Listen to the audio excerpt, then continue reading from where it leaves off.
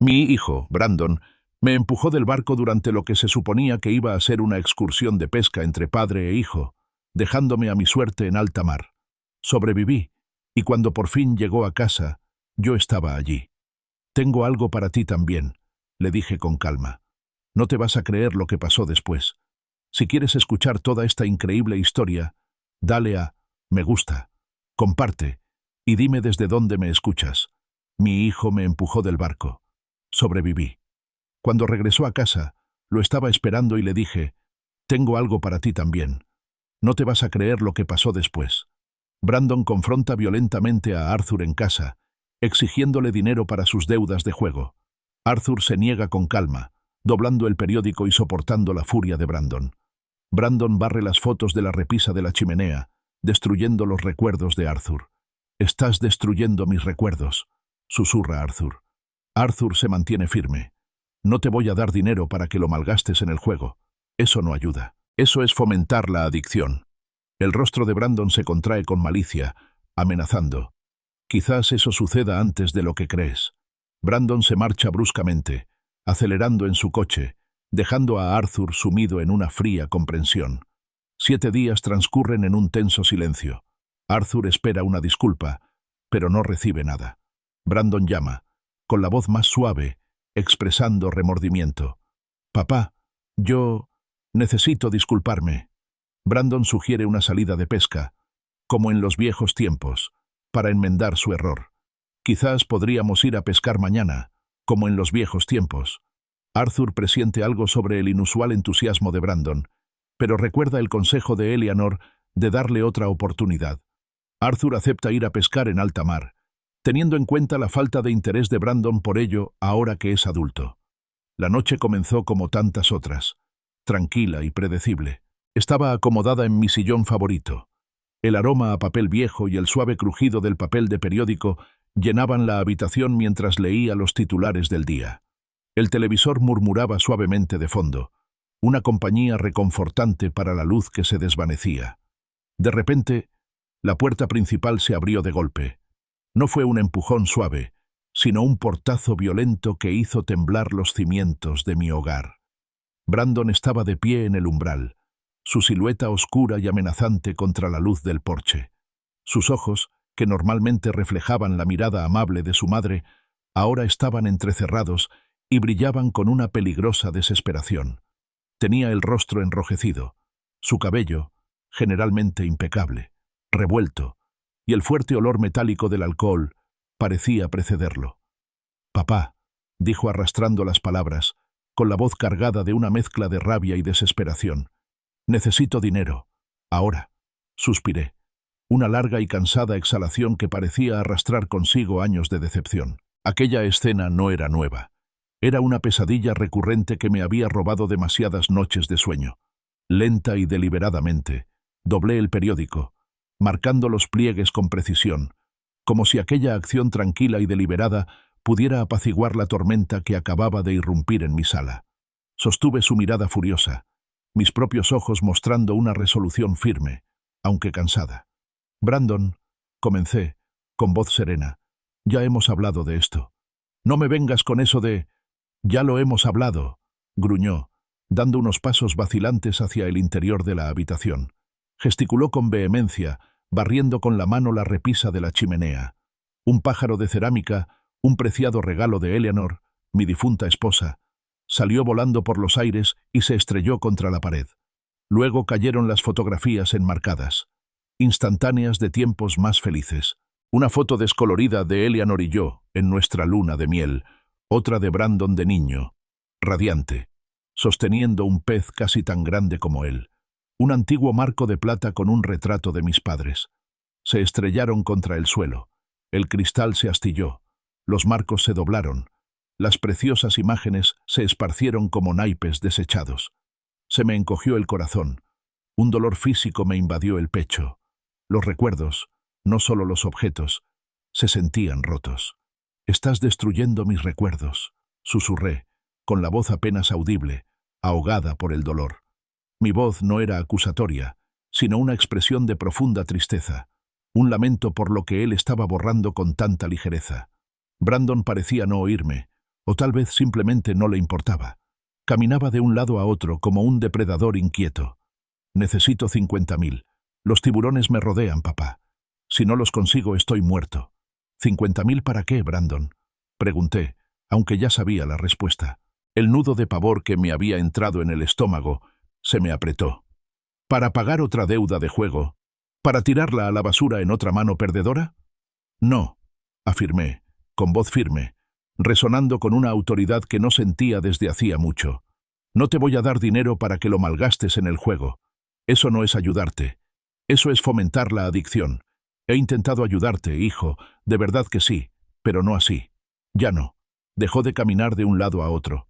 Se giró bruscamente, con los ojos llameantes, y una escalofriante transformación se apoderó de su rostro. La desesperación se desvaneció, reemplazada por algo frío, algo verdaderamente malicioso. Una sonrisa oscura, carente de humor, torció sus labios. Quizás, dijo, bajando la voz a un gruñido venenoso, quizás eso suceda antes de lo que crees. Un escalofrío me recorrió la espalda, a pesar del calor de la habitación. No era solo una amenaza infantil, se sentía como una promesa. Una silenciosa e inquietante premonición se apoderó de mí, pesada y sofocante. Brandon me miró fijamente durante un largo rato, con la mirada penetrante e indescifrable, y luego se dio la vuelta. No dijo ni una palabra más, simplemente salió de la casa a grandes zancadas, dejando la puerta entreabierta. Un instante después, oí el rugido del motor de su coche, el chirrido de los neumáticos, mientras se alejaba a toda velocidad, desapareciendo en la noche tan repentinamente como había aparecido. Me quedé sola en los restos de mi salón, los cristales rotos y las fotos esparcidas burlándose de la silenciosa soledad. La fría constatación de que había dejado atrás dolió más que cualquier golpe físico. 7 largos días transcurrieron en un silencio tenso y antinatural. El teléfono, normalmente un constante zumbido de vida, permanecía obstinadamente silencioso. Cada mañana despertaba con una leve e ingenua esperanza de que llamara, de que el arrebato de la semana anterior no hubiera sido más que otro lamentable error provocado por el alcohol y de que ofreciera alguna disculpa, por mínima que fuera. Pero nada. El silencio era ensordecedor, amplificando el inquietante eco de su amenaza. Pasé esos días reparando con esmero los daños en mi casa, recogiendo con meticulosidad los fragmentos de cristal roto, reconstruyendo los marcos de mis recuerdos. Sin embargo, la sensación de inquietud, esa fría premonición, persistía como una sombra persistente. Al 8.º día, sonó el teléfono. Era Brandon. Su voz, cuando contesté, era sorprendentemente distinta. Habían desaparecido la rabia, la desesperación, la malicia. Era suave, casi dubitativa, con un matiz de remordimiento cuidadosamente elaborado. «Papá, yo necesito disculparme. Me pasé de la raya. Completamente». Escuché, aferrado al auricular con fuerza, con una compleja mezcla de emociones arremolinándose en mi interior. Una parte de mí, el padre que hay en mí, anhelaba creerle, aferrarse a la esperanza de que aquello fuera un verdadero punto de inflexión. Otra parte, la que había soportado años de su comportamiento, permanecía cautelosamente escéptica. «He estado pensando en todo», continuó, con la voz aún suave, «y echo de menos nuestros momentos juntos, los buenos tiempos. ¿Te acuerdas de aquellos viajes de pesca, papá? Como en los viejos tiempos». Hizo una pausa, dejando que la nostalgia flotara en el aire, como una tentadora promesa. «Quizás podríamos ir a pescar mañana, como en los viejos tiempos, solo tú y yo. De verdad quiero compensártelo». Un destello de intuición, agudo e insistente, me punzó. ¿Pesca de altura? Brandon no había mostrado verdadero interés desde su adolescencia. De adulto, sus pasatiempos favoritos eran los casinos iluminados y las salas de póker llenas de humo. Su entusiasmo se sentía forzado, antinatural. Pero entonces, la voz de Eleanor, suave y sabia, resonó en mi mente. «Todos merecen una segunda oportunidad, Arthur, especialmente la familia». Sus palabras, incluso desde la tumba, ejercían un poder inmenso sobre mí. Mi corazón anhelaba los tiempos más sencillos, al hijo que recordaba antes de que la ludopatía lo consumiera. Quería creer en la posibilidad de la redención, en la oportunidad de sanar la profunda herida que nos separaba. En contra de mi buen juicio, reprimí la creciente ola de sospecha. ¿Pesca en alta mar, dices? Reflexioné, intentando mantener un tono neutral. De acuerdo, Brandon. Hagámoslo. Recógeme al amanecer. Las palabras me pesaban en la lengua, un compromiso hecho con una profunda aprensión. Al colgar el teléfono, un nudo de inquietud permaneció firmemente instalado en mi estómago, una silenciosa advertencia de que algo en esa invitación era profundamente, escalofriantemente, incorrecto.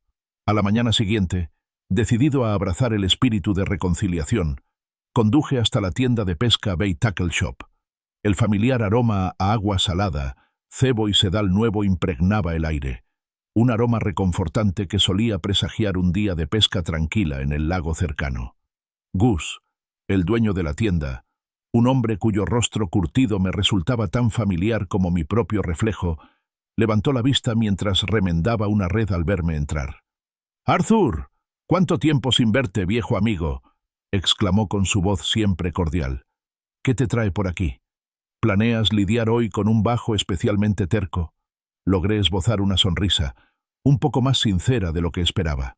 «Algo un poco más ambicioso, Gus. Brandon y yo vamos a pescar en alta mar». Gus hizo una pausa, con las manos quietas sobre la red. Me miró por encima de las gafas, con expresión inquisitiva. «¿El océano? Vaya cambio. Normalmente estás contento con las tranquilas aguas del lago Haven. Un gran salto, Arthur». Brandon lo sugirió. Expliqué, omitiendo los detalles de su reciente arrebato. «Quiere ir a lo grande. Así que necesito equipo nuevo, algo resistente. ¿Qué me recomiendas para la pesca oceánica seria?». Gus asintió lentamente, frunciendo ligeramente el ceño, en un silencioso reconocimiento de la inusual petición. Me condujo por los pasillos, pasando junto a filas de señuelos y carretes de hilo. «Para el océano, no se anda con rodeos», dijo, tomando una caña robusta. «Necesitas resistencia. Yo usaría estas cañas, buenas para la pelea. Y para el hilo, sin duda de 20 libras, incluso 30 si te sientes con suerte.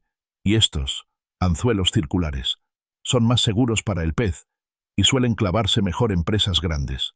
Asentí, asimilando sus consejos, con una extraña mezcla de emoción y la persistente inquietud que me invadía. Mientras embolsaba mis compras, Gus se puso serio. «Recuerda, Arthur, el océano es un mundo aparte. Es hermoso, pero implacable. Asegúrate de llevar tu equipo de seguridad, chalecos salvavidas, bengalas, comunicación. Ahí fuera no hay atajos». Sus palabras eran una advertencia profesional, pero resonaron con un tono casi personal, intensificando la leve ansiedad que había estado intentando ignorar. Le aseguré que tendría cuidado, le di las gracias y salí de la tienda. El peso del nuevo equipo en mis manos era un recordatorio tangible del día que se avecinaba. Más tarde esa tarde, Brandon volvió a llamar. Su voz aún conservaba esa extraña dulzura poco habitual. «Solo quería confirmar para mañana, papá», dijo. «Oye, tengo un sitio en mente. Está bastante lejos, totalmente aislado, solo nosotros dos, en medio del océano. Solo agua durante kilómetros. Va a ser increíble». Sus palabras, que pretendían seducirme, en lugar de eso me provocaron una nueva punzada de incomodidad. «Totalmente aislado», había dicho. ¿Por qué lo recalcaba tanto? La intuición que había sentido antes resonaba ahora con más fuerza, una leve alarma en el fondo de mi mente. Pero, de nuevo, la reprimí, atribuyéndola a mi imaginación desbordada, o quizá al resentimiento que aún me quedaba de nuestro último encuentro. Quería creerle. Necesitaba creerle. Esa noche me preparé para el viaje con una extraña sensación de ritual silencioso. Preparé un termo de café fuerte, justo como le gustaba a Brandon, y empaqué una buena provisión de sus sándwiches de roast beef favoritos. Sentía como si estuviera preparando una ofrenda, un pacto de paz entre padre e hijo. Dejé mi gorra de pesca de la suerte, una reliquia de lona descolorida que me había acompañado en incontables viajes, testigo silencioso de años de alegría compartida. Recordé la primera pesca de Brandon, una pequeña y vivaz trucha que había sacado del lago Haven, con el rostro iluminado por una felicidad pura e inmensa. Me aferré a ese recuerdo, con la esperanza de evocar una alegría similar, una conexión similar al día siguiente. Me desperté antes del amanecer, algo raro en mí últimamente, pero la anticipación, a pesar de la inquietud que me embargaba, me había sacado del sueño. Me aseguré de tener todo mi equipo nuevo listo, revisé el pronóstico del tiempo por última vez y me quedé junto a la ventana, observando cómo los primeros rayos de sol pintaban el cielo. Una parte de mí, la esperanzada, anhelaba con fervor reconstruir nuestro vínculo, reencontrarme con el hijo que una vez conocí. A las 7 SOA en punto, un rugido familiar anunció la llegada de Brandon. Su camioneta, generalmente un vehículo polvoriento y descuidado, parecía haber recibido un lavado rápido. Salió con una sonrisa amplia, casi demasiado radiante. «Buenos días, papá. ¿Listo para la aventura?» Su sonrisa parecía sincera, pero noté que sus dedos, aferrados al volante con poca firmeza, tamborileaban con un ritmo inquieto y ansioso. Cargué mi equipo en la caja de la camioneta y partimos. En lugar de girar a la izquierda hacia la ruta habitual a Lake Haven, Brandon giró a la derecha, acelerando hacia la carretera 1, la carretera costera que conducía directamente al océano. Se me hizo un nudo en el estómago. ¿La carretera 1? Pregunté, delatando mi sorpresa. Creí que íbamos al sitio de siempre. Brandon soltó una risita, un sonido que no llegó a sus ojos. Cambio de planes, papá. Hay peces más grandes en el océano. Y además, ya te dije, encontré un lugar increíble, totalmente aislado. Pero el océano puede ser peligroso, Brandon. Insistí, recordando las advertencias de Gus. Sobre todo si no conoces las corrientes y... Hizo un gesto desdeñoso con la mano. Tranquilo, papá. Sé lo que hago. Confía en mí. ¿Cuándo te he dado un mal consejo? La ironía de esa afirmación, dada nuestra última conversación, no me pasó desapercibida. Pero me callé. Siguió conduciendo de forma agresiva, pisando el acelerador a fondo, con el motor gimiendo bajo el esfuerzo. «Tenemos que darnos prisa», explicó, mirándome con una sonrisa rápida, casi depredadora. «Hay que calcular bien las mareas y todo eso. Hay que acertar en el momento justo».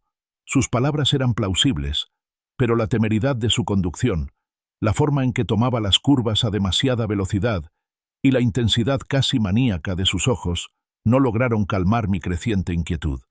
Los puntos de referencia familiares se difuminaban ante mis ojos, para luego desaparecer por completo, reemplazados por tramos de costa virgen, matorrales densos y un azul infinito. Traté de calcular a qué distancia estábamos de casa.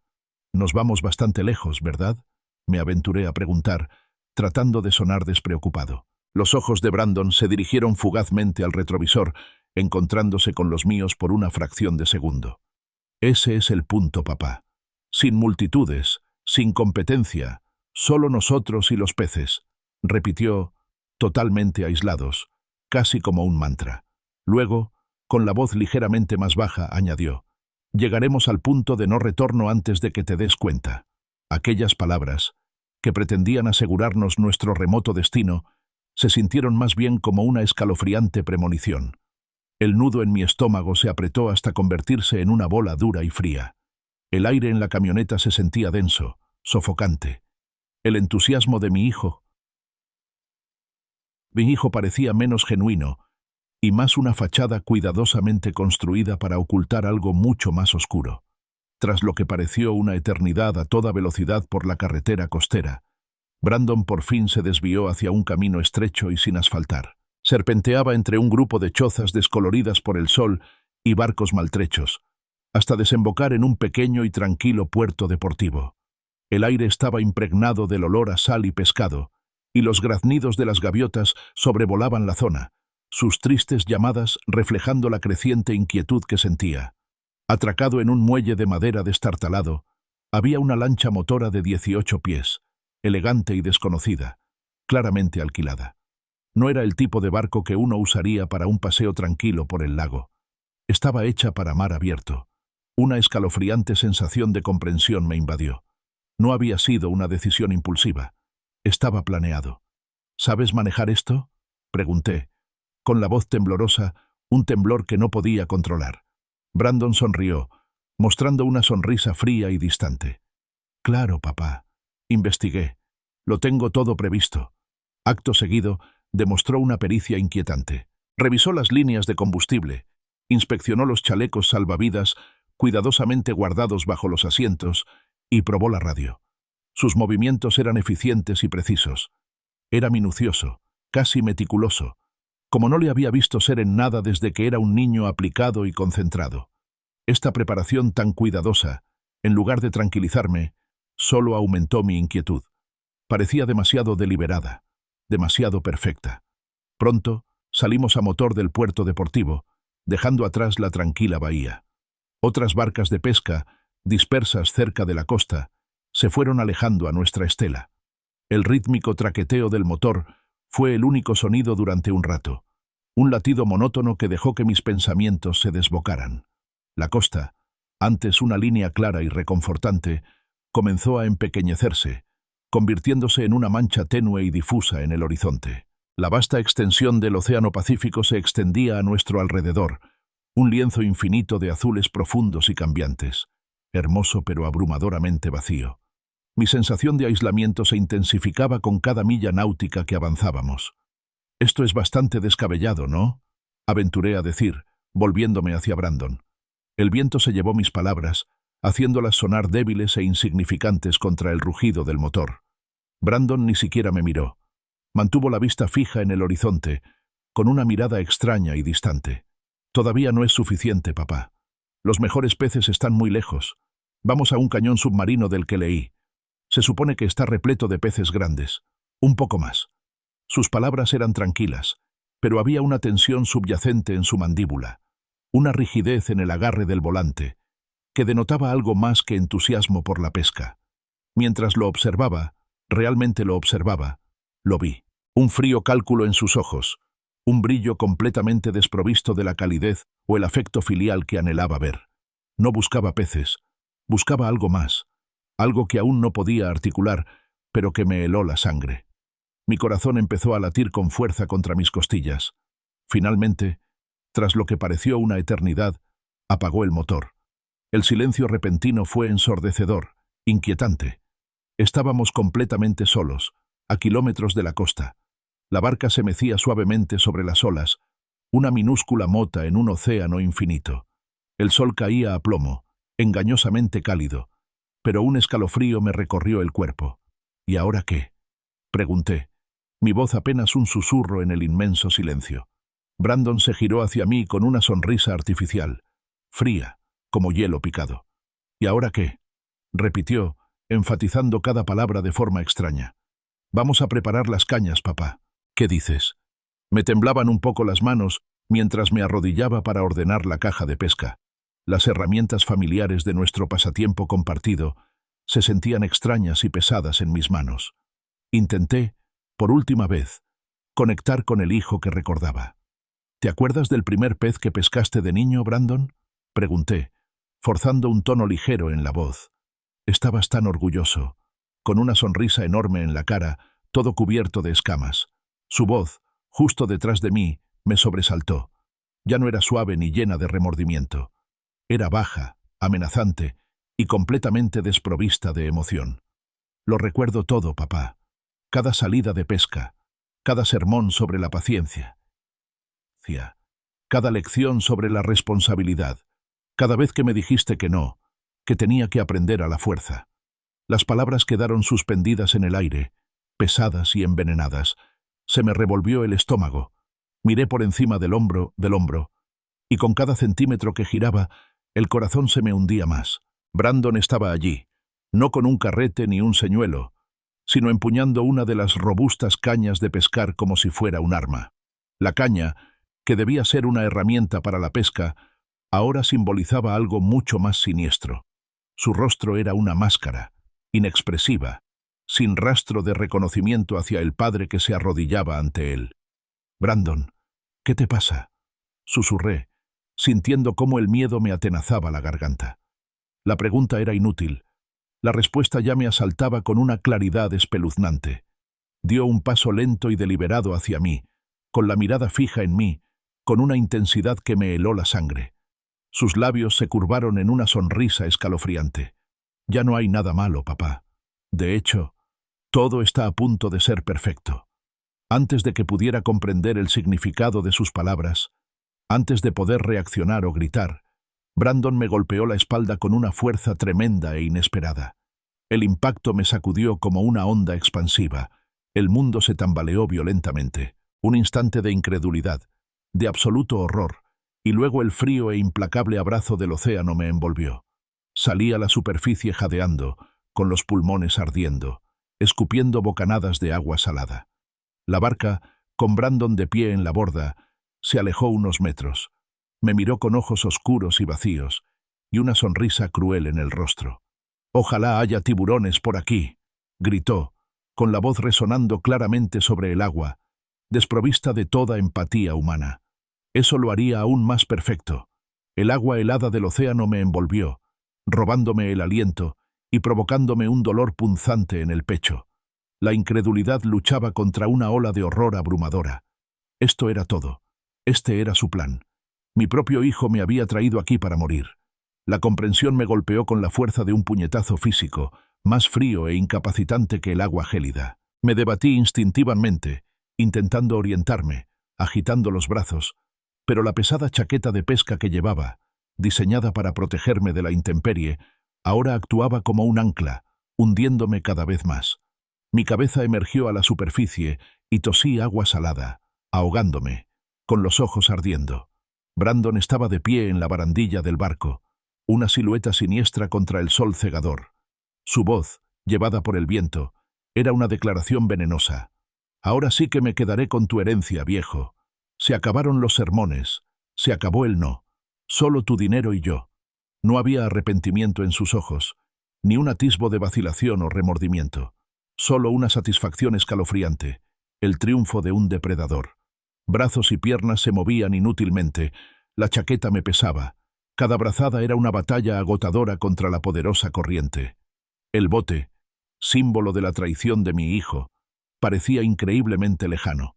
«Brandon, por favor, vuelve», grité con la voz ronca y desesperada, pero mis palabras se perdieron en la inmensidad del océano. Ni siquiera miró atrás. Con una precisión fría y calculada, Brandon arrancó el motor. El motor rugió, un cruel contraste con mi terror. La lancha giró, con la proa apuntando hacia la costa lejana y brumosa. Observé, impotente, cómo comenzaba a alejarse, ganando velocidad. «¡Ayuda! ¡Que alguien me ayude!». Mis gritos se desgarraron desde mi garganta, pero no había nadie que los oyera. Nadie, salvo las gaviotas que volaban en círculos en lo alto, cuyos graznidos resonaban con mi desesperación. La barca se fue haciendo cada vez más pequeña, una mota que se alejaba contra el azul infinito. Luego, desapareció. Solo quedé yo, el vasto y agitado Pacífico, y el peso aplastante de la traición de mi hijo. Una soledad profunda y sofocante se apoderó de mí, más aterradora que la lucha física. El pánico amenazaba con apoderarse de mí. No podía nadar así. La chaqueta, empapada y pesada, me arrastraba hacia abajo. Con un renovado impulso desesperado, luché contra ella, forcejeando con la cremallera y las correas. Fue un esfuerzo titánico. Mis dedos fríos y entumecidos luchaban contra la tela obstinada. Finalmente, con un jadeo, me la arranqué. La chaqueta se hundió, una mancha oscura que desaparecía en las profundidades. Me sentí más ligero, con más flotabilidad, pero también profundamente vulnerable, expuesto a la intemperie solo con mi camisa y pantalones. Cuando mi pánico inicial empezó a disiparse, reemplazado por una férrea determinación, la voz de Eleanor, suave y clara, resonó en mi mente. «Nunca te rindas, Arthur. Por muy imposibles que parezcan las cosas, siempre hay esperanza». Sus palabras, un recuerdo entrañable de hace muchísimo tiempo, encendieron en mí una pequeña chispa de rebeldía. El frío me calaba hasta los huesos, y mis músculos, poco acostumbrados a tal esfuerzo, empezaron a acalambrarse. Sabía que no podía seguir nadando indefinidamente. Me puse de espaldas, conservando energía, dejándome flotar. Mis ojos escudriñaron el horizonte azul infinito, buscando algo, cualquier señal de vida, de tierra, de rescate. Pero no había nada, solo la vasta extensión vacía de agua y cielo. Fue entonces cuando comprendí la magnitud del plan de Brandon. No solo me había arrojado por la borda, había elegido ese lugar remoto y aislado con meticulosidad. Se había asegurado de que nadie lo viera ni lo oyera. Mi hijo había calculado mi muerte, sin dejar nada al azar. Darme cuenta de esto avivó mi ira, una brasa ardiente en el frío helador. Ya no se trataba solo de sobrevivir, se trataba de justicia. Impulsada por esta dolorosa traición y el recuerdo imborrable de la fortaleza de Eleanor, hice una promesa silenciosa. «Voy a vivir, Brandon», susurré en la inmensidad, con voz ronca pero firme, «y voy a ver que se haga justicia». El sol, un orbe ígneo, comenzó su lento descenso hacia el horizonte, tiñendo el cielo de tonos naranjas y morados. Su belleza parecía una cruel burla a mi situación. Al desvanecerse la luz, proyectando largas sombras sobre el agua, apareció un pequeño punto en el horizonte. El corazón me dio un vuelco. ¿Era real? ¿O solo un juego de luces? ¿Un espejismo desesperado nacido del agotamiento y la esperanza perdida? Deseé con todas mis fuerzas que fuera real. Deseé con todas mis fuerzas que creciera, que no desapareciera como el barco que la precedió. Lentamente, con una agonía casi imperceptible, el punto se hizo más grande. No era una ilusión. Era real. Y a medida que se acercaba, un leve zumbido, casi imperceptible, me llegó a través del agua, acompañado por el ritmo apagado y lejano de música electrónica. Era un yate enorme y lujoso, que surcaba las aguas con una gracia sin esfuerzo. Una nueva oleada de adrenalina me recorrió, disipando el frío, los calambres, el agotamiento. Esta era mi oportunidad, mi única oportunidad. Reuní hasta la última gota de fuerza que me quedaba, gritando con todas mis fuerzas, agitando los brazos frenéticamente. «¡Ayuda! ¡Ayúdenme!». Las palabras eran entrecortadas, apenas audibles, pero las grité una y otra vez, aterrada de que el coloso pasara de largo, un gigante silencioso e indiferente, abandonándome a mi suerte. Mi vida dependía de ser vista, de ser oída. Si has llegado hasta aquí, ya sabes lo increíble que ha sido esta historia. Pero créeme, a partir de ahora, se vuelve aún más asombrosa. No te pierdas lo que sucede después. Dale me gusta a esta historia. Compártela con tus amigos y suscríbete para seguir mi camino hacia la justicia. El yate se abalanzó sobre mí, un faro brillante contra la luz que se desvanecía. Por un instante aterrador, creí que no me habían visto. Me ardían los pulmones, tenía la garganta irritada de tanto gritar y los brazos me pesaban como plomo. Justo cuando la desesperación amenazaba con consumirme, un grito agudo y elegante se abrió paso entre la música electrónica que emanaba del barco. «¡Oh, Dios mío! ¡Hay alguien en el agua!». El yate, un coloso de lujo, cobró vida de repente. La música vibrante se interrumpió bruscamente, sumiendo la inmensidad del océano en un silencio repentino y desconcertante. Figuras con elegantes vestidos de cóctel y uniformes impecables corrieron hacia la barandilla. Un salvavidas, de un naranja brillante que contrastaba con el agua que se oscurecía, fue lanzado al agua, del que colgaba una cuerda larga y delgada. Con mis últimas fuerzas, impulsado por un instinto de supervivencia instintivo, me lancé hacia ella. Cada brazada era una agonía, mis músculos gritaban de dolor, pero la imagen del rostro burlón de Brandon, sus ojos vacíos, alimentaban mi lucha desesperada. Mis dedos entumecidos se cerraron sobre la cuerda áspera, y luego, a tientas, se aferraron al anillo flotante como a un salvavidas. Casi de inmediato, una pequeña lancha de rescate descendió con impresionante rapidez y precisión. 2 tripulantes, con rostros que reflejaban preocupación, maniobraron con destreza la embarcación hacia mí. Unas manos fuertes se extendieron, sacando mi cuerpo tembloroso y exhausto del agua. «Estás a salvo», dijo uno de ellos con voz firme y tranquilizadora. «Te tenemos». Me desplomé sobre la mullida alfombra de la cubierta principal del yate, temblando y jadeando. Al instante me envolvieron unas mantas gruesas y suaves, proporcionándome un calor que, tras el gélido abrazo del océano, se sentía casi doloroso. Me pusieron en las manos una taza humeante de café caliente, cuyo intenso aroma fue un bálsamo reconfortante contra el terror que aún persistía. Los rostros a mi alrededor eran un borrón de preocupación, pero un hombre destacaba. Alto, impecablemente vestido, con un aire de autoridad inconfundible, se acercó a mí con expresión grave. «Señor Hayes», comenzó, con voz profunda e imponente, pero impregnada de genuina empatía. Soy el senador Harrison. Este es mi yate, y aquí está usted completamente seguro. ¿Puede decirnos qué sucedió?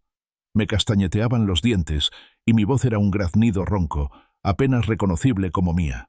Mi hijo, logré decir, con las palabras atascándose en la garganta, cada una nueva oleada de dolor. Intentó, me empujó por la borda, y me dejó morir. Un murmullo de asombro colectivo recorrió el elegante salón donde me encontraba. Rostros que antes mostraban curiosidad o compasión, ahora se contraían en expresiones de conmoción y horror.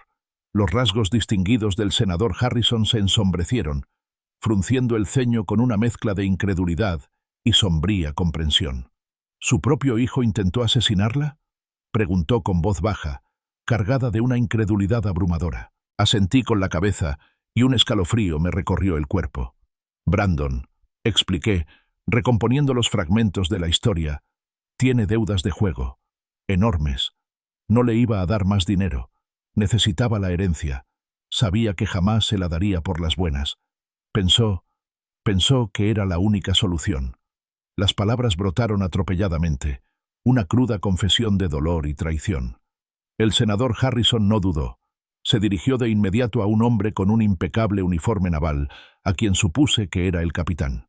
Capitán Miller, contacte inmediatamente con la Guardia Costera y con la policía local. Tenemos un delito que denunciar y un culpable que detener. Un delito muy grave. El capitán asintió con un gesto seco, mientras se dirigía al puesto de comunicaciones del yate. Enseguida, senador.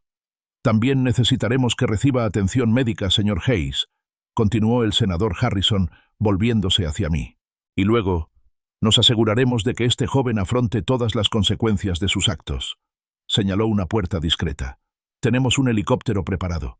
Lo llevaremos de vuelta a tierra firme. Logré proporcionar el nombre completo de Brandon y su dirección en San Francisco. Los detalles surgieron con sorprendente facilidad a pesar de mi traumática experiencia. El acto de transmitir esta información, de poner en marcha el proceso judicial, me produjo una extraña sensación de libertad. El senador Harrison me puso una mano tranquilizadora en el hombro. Sus ojos, penetrantes y resueltos, se encontraron con los míos. Señor Hayes, esto no quedará impune. Se lo garantizo. Cuenta con todo mi apoyo. Sus palabras, impregnadas del peso de su cargo, fueron un poderoso bálsamo para mi alma maltrecha. 2 miembros de la tripulación me ayudaron a ponerme de pie con delicadeza y me guiaron hacia el helipuerto. La surrealista transición de estar al borde de la muerte en el océano desolado al reconfortante abrazo de un rescate fue casi demasiado para asimilar. El rugido de las hélices del helicóptero, que ya comenzaban a girar, era ensordecedor, un nuevo y estimulante sonido de esperanza y justicia inminente.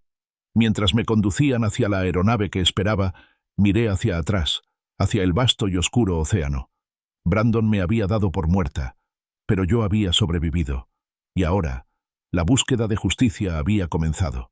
Envuelto en cálidas mantas, con una extraña mezcla de agotamiento y adrenalina recorriendo mi cuerpo, observé cómo el senador Harrison se transformaba. El compasivo rescatador de hacía unos instantes se había erigido como una figura política formidable, con una voz firme y autoritaria, mientras coordinaba el arresto de Brandon por la radio satelital del yate.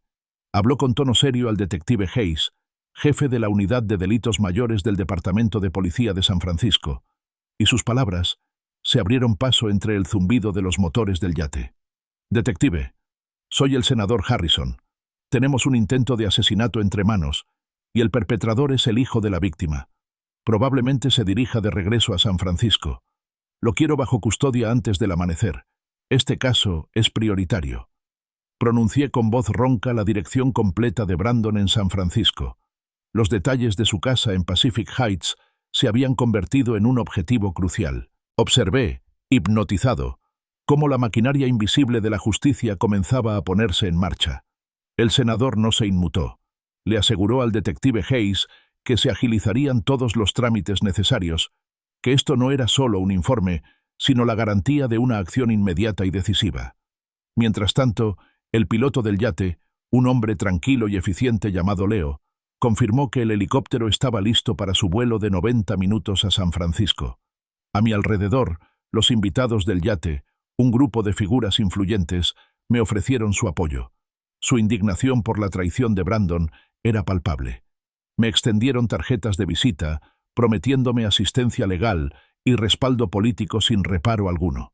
Fue una abrumadora muestra de decencia humana y un marcado contraste con la depravación que acababa de presenciar. Poco después, me condujeron con cuidado hasta el helicóptero, seguido por el senador Harrison, cuya presencia fue un ancla reconfortante en aquel torbellino surrealista. Leo tomó los mandos y con un potente rugido despegamos, elevándonos hacia San Francisco. Las luces de la ciudad centelleaban como diamantes dispersos en la oscuridad del amanecer, un crudo recordatorio del mundo del que casi me habían arrancado. Aterrizamos en la extensa área verde del Parque Golden Gate, justo cuando los primeros rayos del alba pintaban el cielo de suaves tonos naranjas y púrpuras. El detective Hayes, un hombre de semblante adusto y ojos cansados pero decididos, ya nos esperaba. «Señor Hayes, senador», nos saludó, clavando su mirada en la mía con una intensidad que presagiaba acción. «Tenemos unidades apostadas alrededor de su casa. Nuestra vigilancia indica que regresó hace unos 30 minutos. Parece estar solo». Sentía las piernas sorprendentemente firmes mientras caminaba, flanqueada por el senador Harrison y el detective Hayes, hacia la casa de Brandon en Pacific Heights. Allí estaba, una elegante y discreta edificación entre otras casas señoriales. Su césped impecable y su fachada pulcra ocultaban el acto monstruoso cometido por su ocupante. Parecía una casa cualquiera, un lugar normal, pero yo sabía del monstruo que se escondía en su interior. Al acercarnos, una figura salió tambaleándose de la camioneta estacionada de Brandon. Era Brandon. Buscaba torpemente las llaves, con una sonrisa victoriosa, ligeramente ebria, en el rostro. Parecía estar celebrando, saboreando su supuesto éxito, su supuesta libertad de mi interferencia. La voz del detective Hayes se escuchó con un ligero crepitar en su radio. «El objetivo acaba de salir de su vehículo. Parece estar ebrio. Procedan con precaución». Entonces, di un paso al frente, saliendo de las sombras de un seto bien cuidado, hacia la nítida luz de la mañana. «Hola, hijo», dije, con voz tranquila y firme, imitando el mismo tono sereno que había usado cuando irrumpió en mi sala exigiendo dinero. Brandon se quedó paralizado. Las llaves resonaron en sus dedos entumecidos, golpeando el pavimento con un agudo estrépito metálico que pareció destrozar la frágil paz de la mañana. Su rostro, sonrojado por el alcohol y el triunfo, palideció por completo. El color se le fue del cuerpo hasta tal punto que parecía un fantasma. Sus ojos, desorbitados por la incredulidad y el terror, se clavaron en mí como si yo fuera un espectro. Tú debías morir», susurró, con la voz entrecortada, apenas audible. Lo miré, no con odio, sino con una profunda y dolorosa tristeza. «El océano tenía otros planes, Brandon», respondí con voz firme. Al oír mis palabras, unos agentes de policía surgieron de la nada y lo rodearon al instante. El detective Hayes dio un paso al frente con voz clara y resonante. «Brandon Hayes, queda usted detenido por intento de asesinato de Arthur Hayes». Brandon se desplomó sobre la hierba húmeda, murmurando negaciones, con el rostro contorsionado por la conmoción y el terror absoluto. No podía comprenderlo. No podía asimilar que su crimen meticulosamente planeado hubiera fracasado. «El océano me trajo de vuelta, Brandon», dije, con la voz resonando en la verdad de mi milagrosa supervivencia. «La justicia me trajo a casa». Mientras lo ponían de pie y le esposaban las muñecas, Brandon por fin me miró, con un destello de algo, quizá una forma retorcida de remordimiento, en los ojos. «No lo decía en serio, papá», murmuró. Una mentira desesperada y vacía. Sostuve su mirada, con el corazón destrozado. «Sí, lo hiciste», dije con voz suave pero firme. «Pero te perdono de todos modos». Sabía que era una verdad compleja, un perdón que tenía más que ver con liberarme a mí misma que con excusar su acto. Era el comienzo de un largo camino, no una absolución instantánea. 3 meses después, el proceso legal, rápido e implacable, culminó en una sala repleta de periodistas y curiosos. La jueza Wallace, una mujer severa conocida por su inquebrantable imparcialidad, sentenció a Brandon a 20 años de prisión estatal por intento de homicidio. Su vida, otrora llena de promesas vacías y aventuras temerarias, quedó hecha añicos, consecuencia de sus propias acciones. Tras el juicio, tomé una decisión que cambiaría mi futuro. Vendí mi póliza de seguro de vida y la mitad de mis ahorros, no para mí, sino para mis nietos. Se merecen algo mejor que la herencia de su padre, le expliqué a mi abogado. Creé fondos para su educación, un nuevo comienzo libre de avaricia y traición.